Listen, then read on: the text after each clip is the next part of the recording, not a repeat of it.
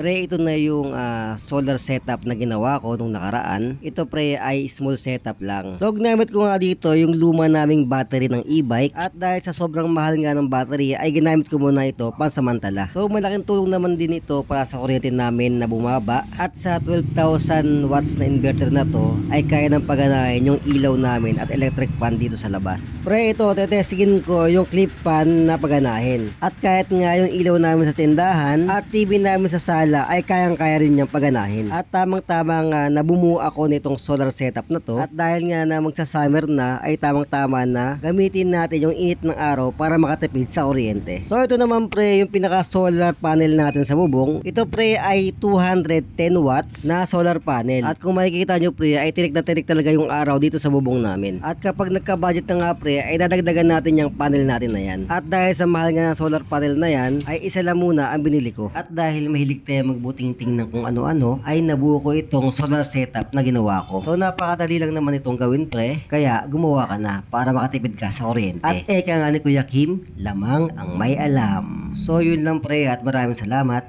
Ingat.